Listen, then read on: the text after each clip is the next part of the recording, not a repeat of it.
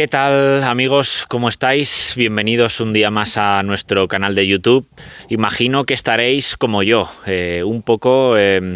rebajando las revoluciones después de el etapón que hemos vivido hoy en el Tour de Francia. Es verdad que finalmente, y aunque parezca mentira, no ha habido cambios significativos en la clasificación general, pero pese a todo y pese a que al final, como digo, no acabará siendo esta una etapa decisiva en el resultado final de este Tour de Francia, creo que hemos vivido un día memorable. Y estoy seguro de que el Tour a partir de ahora empezará a incluir con frecuencia etapas este rato, porque lo que hemos vivido hoy, y en especial, sobre todo, gracias una vez más a Tadej Pogačar, ha sido espectacular y ha sido un día memorable que tardaremos mucho tiempo en olvidar. De todo ello y de lo que está por venir a partir del martes en el Tour de Francia vamos a hablar en este vídeo.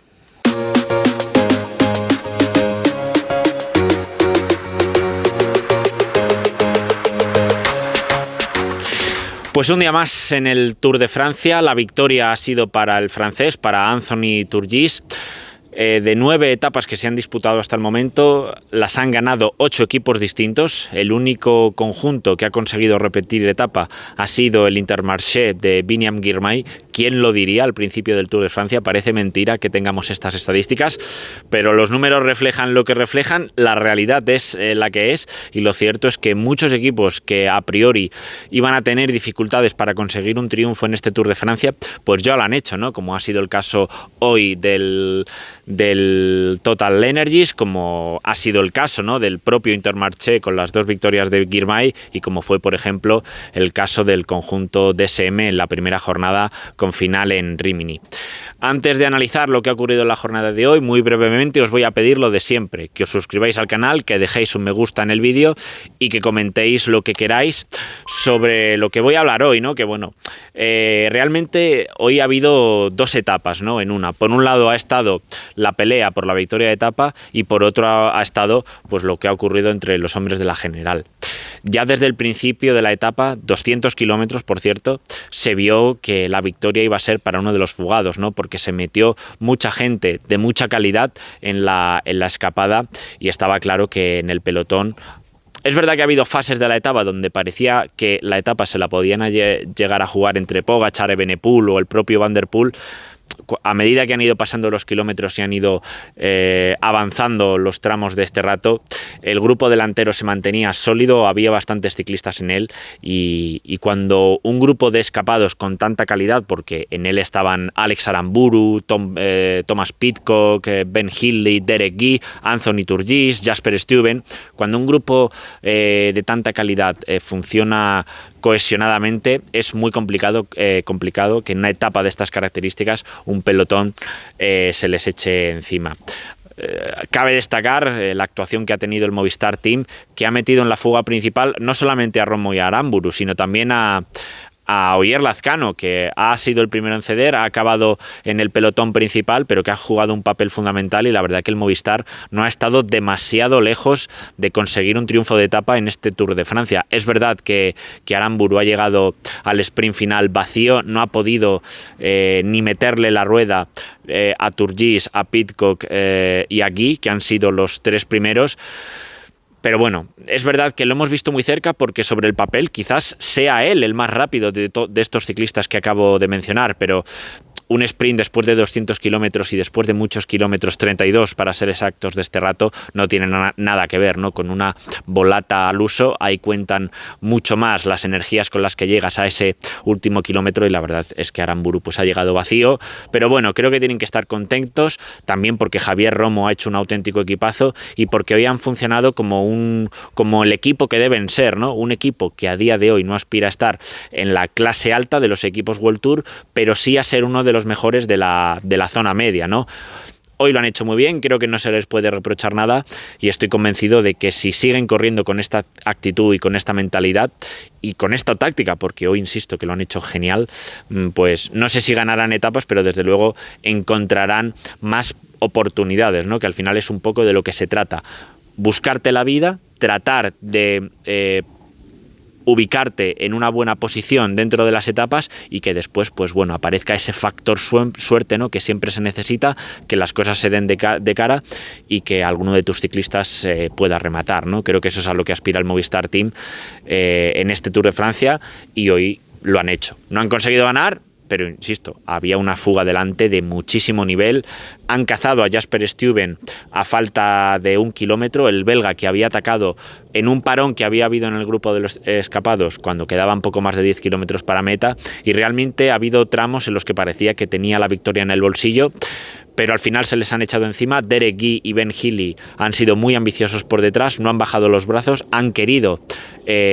trabajar para dar caza al belga, que se ha quedado a las puertas, ¿no?, de conseguir su primer triunfo en el Tour de Francia, porque estamos hablando de un corredor como la Copa de un Pino, que tiene una Milán-San Remo en su palmarés, que ganó una etapa en la Vuelta Ciclista a España hace muchísimos años, allá por 2015, en Murcia, si no me equivoco, pero que todavía no ha conseguido ganar en el Tour de Francia, y eso es un indicador, ¿no?, de lo difícil que es ganar en esta carrera, que es la mejor del mundo. Y bueno, yéndonos ya a lo que ha pasado entre los hombres de la clasificación general, la verdad que, bueno, ha sido un día en el que finalmente no ha habido diferencias, pero ha sido un día entretenidísimo, maravilloso, con un Tadej Pogačar muy ambicioso, que ha atacado, no sé si en 3 o 4 ocasiones, ahora mismo se me vienen a la cabeza 3, pero no sé si ha habido una cuarta, y que no ha conseguido meterle tiempo a Vingegaard, que yo creo que era su principal objetivo. Es verdad que el danés ha sufrido muchísimo, sobre todo en uno de los tramos del final, pero gracias al apoyo de Matteo Jorgensen y de Christophe Laporte, pues ha salvado el día, ha conseguido pegarse a la rueda del esloveno y no ha perdido tiempo. Seguro que era uno de los días que tenía marcado en Vingegaard en rojo como peligrosos, y la realidad es que sigue ahí bastante cerca de Tadej Pogačar en la clasificación general, y de un Pogačar que, bueno, pues que no ha dejado pasar, porque lo ha intentado de todas las maneras posibles, pero que no ha conseguido endosarle tiempo a un Vingegaard que, en caso de haber estado solo y sin compañeros, hoy seguro que hubiera perdido tiempo, porque Pogačar, que es un corredor más potente en este tipo de terreno y más habilidoso sobre un terreno como el este rato, pues no ha podido, ¿no?, contra ese ejército de pismas que había en el pelotón principal. Hubo un ejército que no era tan grande como en otros años, pero que con la mera presencia de 2 corredores de la talla de Laporte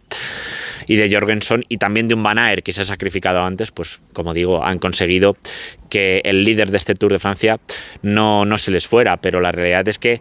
ha habido momentos de tensión prácticamente desde el principio de la etapa. Ya en el primer tramo de este rato, en el primero, se ha formado un embudo a la entrada del tramo, lo que ha provocado que Primoz Roglic y Juan Ayuso se quedaran cortados. Han llegado a rodar medio minuto por detrás del pelotón principal, donde se ha puesto a tirar el Ineos de Carlos Rodríguez, pero finalmente el Red Bull Bora, gracias también a un último empujón de Roglic, que ya a más de 100 kilómetros para el final ha tenido que sofocar una situación de carrera complicada, poniéndose él en primera persona a tirar, pues como digo, han conseguido conectar con el grupo y salvar una papeleta que ha habido unos instantes en los que parecía que a Roglic se le podía ir la carrera, porque por delante se habían puesto a tirar los Ineos y Roglic no estaba tan acompañado. Tenía a Jungels y a Sobrero, que han sido los que le han solventado el corte, pero ha habido un momento ahí delicado. Luego han seguido pasando los kilómetros. Y en un descenso, porque no era una etapa completamente plana, sino que había bastantes repechos, en uno de los descensos Pogačar se ha distanciado y ha hecho amago de salir, ¿no? Pero bueno, esto no es la Strade Bianche, que siendo es verdad que es un carrerón, pues aquí hay muchísimos más corredores que te pueden tapar los cortes. Y bueno, luego ha sido Evenepoel, que ha lanzado un ataque en otro de los tramos, ha conseguido irse en solitario, porque Evenepoel en este tipo de terrenos así de media montaña, ondulados, llanos, de rodar, también es capaz de desplegar una potencia descomunal. Ha atacado, se ha marchado en solitario y Pogačar ha salido a por él. La pega es que Pogačar en ese instante ha salido con Vingegaard a su rueda, que es lo que ha provocado finalmente que el terceto no hiciera camino, porque durante unos minutos Pogačar y Vingegaard y Evenepoel, han ido a relevos, pero al ver que Vingegaard no les seguía el juego, con toda la lógica del mundo, porque ahí Vingegaard no tenía por qué relevar, pues no les ha quedado más remedio que parar. Pero estaba claro que hoy Pogačar y Evenepoel iban con la intención de intentar hacer daño y de intentar sacar tiempo. Pero claro, si llevas a un corredor como Vingegaard pegado a tu rueda, no tiene ningún sentido tirar, y tampoco se le puede reprochar a Vingegaard que en ese momento no haya querido colaborar, pues un poco por la situación de carrera que tiene. Hoy él no tenía nada que ganar y todo que perder, y hubiera sido ir al matadero en caso de haberles echado un cable a Pogačar y Evenepoel. Por lo tanto, para mí el danés hoy ha corrido a la perfección, se ha apoyado en su equipo para cuando lo ha necesitado, ¿no? Porque está claro que Pogačar en estos momentos de la carrera está más fuerte que un Jonas Vingegaard, que ha llegado mermado, pues por lo que hemos hablado ya muchas veces, ¿no? Por esa caída que tuvo en la Vuelta Ciclista al País Vasco. Y las opciones de Vingegaard de ganar este Tour pasan por salvar estos días e intentar estar en la tercera semana lo mejor posible y recuperar el tiempo que tenga perdido con Pogačar cuando lleguen esas jornadas, ¿no? Que todavía está por ver, porque bueno, mañana es jornada de descanso en el Tour de Francia, la primera, y los Pirineos no llegarán hasta el fin de semana, ¿no? Con ese final en Plateau de Belle. Así que bueno, todavía Vingegaard tiene 4 o 5 días por delante para seguir cogiendo ritmo, para seguir poniendo su cuerpo en forma y a la altura para pelear de tú a tú con un Pogačar que, insisto, yo me rindo ante él, porque hoy sí, o sea, su equipo le ha echado un cable, le han llevado bien posicionado, Tim Wellens ha hecho buenos relevos, ha llegado bien posicionado a las entradas de los tramos de este rato, que es fundamental, ¿no?, en este tipo de etapas, pero ha sido él en primera persona el que ha asumido la responsabilidad de atacar y de ir a por el Tour. No se ha apoyado en ningún momento en Almeida o en Ayuso, que están haciendo su carrera paralelamente a la de Pogačar. No digo que cuando lleguen los Pirineos no se pongan a tirar, pero la realidad es que tácticamente hoy podían haber utilizado al equipo de otra forma distinta, y sin embargo ha sido Pogačar en primera persona el que lo ha intentado, ya digo, en 3 o 4 ocasiones el irse en solitario. No lo ha conseguido, y bueno, creo que, a ver cómo lo digo para expresarme correctamente y que se entienda lo que quiere decir. O sea, evidentemente Pogačar es el líder del Tour de Francia, hasta el momento ha sido el más fuerte, pero yo estoy convencido, es una mera intuición, pero estoy convencido de que Pogačar está con la mosca detrás de la oreja. Es la sensación que tengo. Yo creo que Pogačar es consciente de que en un Tour de Francia, en una tercera semana, si Vingegaard está al 100%, es inferior a él en la alta montaña. Creo que Pogačar es consciente de esto y tiene cierto respeto ante la idea de que Vingegaard sea capaz de llegar a la tercera semana en ese estado de forma. Yo tengo mis dudas, porque bueno, ya lo vimos el año pasado con el propio Pogačar, ¿no?, que llegó justito al Tour por la caída que tuvo en la Lieja-Bastoña-Lieja, en la que se fracturó el escafoides del brazo derecho, y al final acabó petando, ¿no?, acabó cediendo ante el empuje de Vingegaard. Puede ser que en este Tour le ocurra lo mismo al ciclista danés, pero yo creo que son dos corredores distintos. Vingegaard es más frío, está midiendo muchísimo los esfuerzos, está apoyándose mucho en su equipo, y yo creo que en la tercera semana va a estar en condiciones de pelearle el Tour a Pogačar. Es la sensación que tengo. Y Pogačar, estoy convencido de que tiene, después de estas 9 primeras etapas,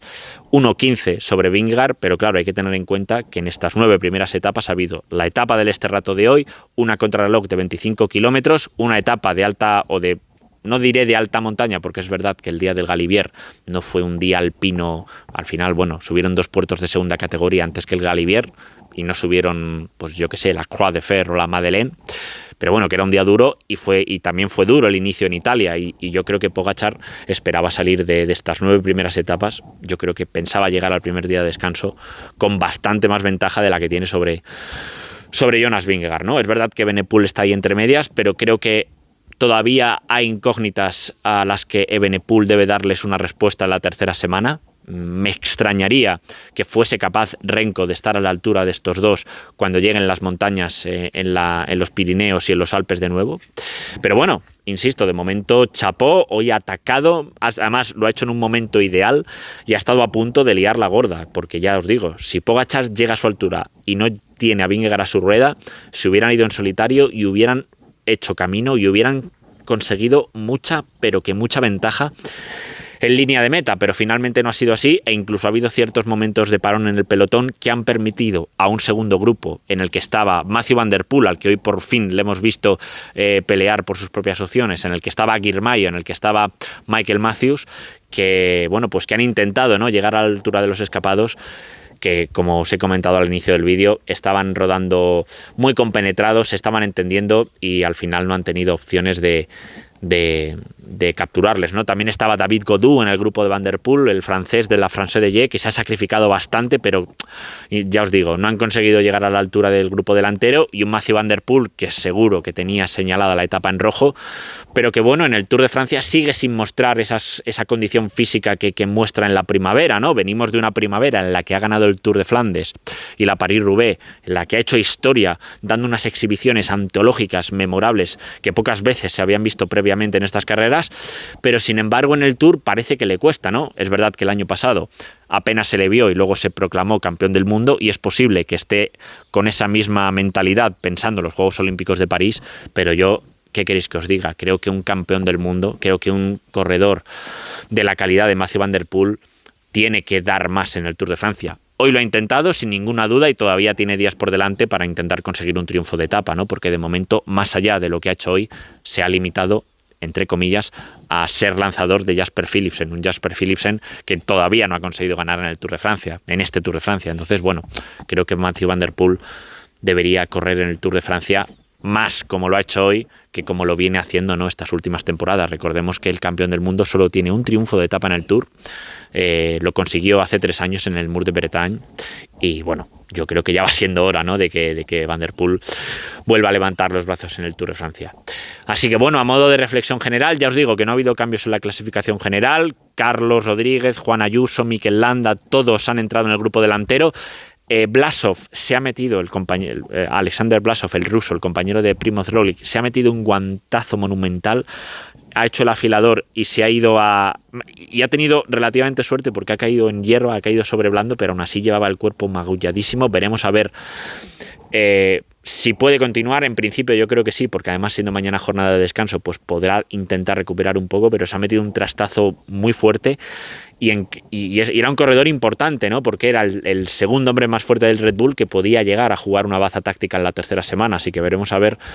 qué tal se recupera Blasov. Pero bueno, más allá de la caída del ruso, insisto en que no ha habido cambios significativos en la clasificación general,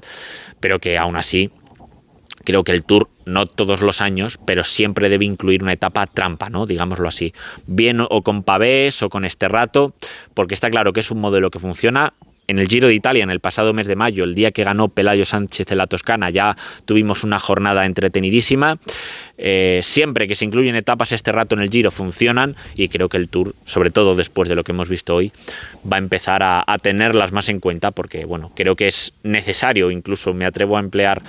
esta palabra, que tengamos un día alternativo en el Tour de Francia de estas características, ¿no? Que la general no siempre se juegue en la montaña y en las contrarrelojes, sino que también sea necesario tener cierta habilidad sobre todos los terrenos para ganar un Tour de Francia, que no hay que recordar que esta carrera en sus orígenes transcurría en muchas ocasiones por tramos de tierra, ¿no? Porque en la Francia de hace 100 años o de 110 años había muchas carreteras que no estaban asfaltadas, ¿no? Por lo que, si lo analizamos desde una perspectiva histórica, podemos decir, ¿no?, que el esterrato, que los tramos de tierra siempre han formado parte de la esencia, ¿no?, de este deporte. Es verdad que durante muchos años apenas se veían en las grandes vueltas, pero el Giro de Italia comenzó a introducirlos, diría que el año 2010, en la etapa de Montalcino, aquella mítica que ganó Cadel Evans por delante de Vinokurov. Desde entonces los han incluido asiduamente. Diría que 2010, 2011, en 2012 también hubo alguna, el año que ganó Bernal también. Bueno, en fin, que los han ido utilizando y siempre ha funcionado, así que estoy seguro de que el Tour, como digo, comenzará a incluirlos cada cierto tiempo en sus recorridos. Y bueno, por mi parte hoy poquito más. Mañana, como digo, primera jornada de descanso del Tour de Francia, que le vendrá bien a todo el mundo, corredores, directores, staff, periodistas, que podamos, ¿no?, respirar un poco. Nosotros no respiramos porque mañana habrá podcast en el día de descanso, es lunes, o sea que será en abierto, no será en Patreon, será un especial al uso de los que solemos hacer. Y nada, pues un día más por aquí. Recordaros, por favor, suscribiros al canal para que este proyecto siga creciendo, dejar un me gusta en el vídeo y comentar lo que estiméis oportuno. Y nada, a disfrutar del domingo, y el martes vuelve el Tour de Francia. Un saludo. Si je m'endors, me réveillerez-vous, il fait si froid dehors, le ressentez-vous?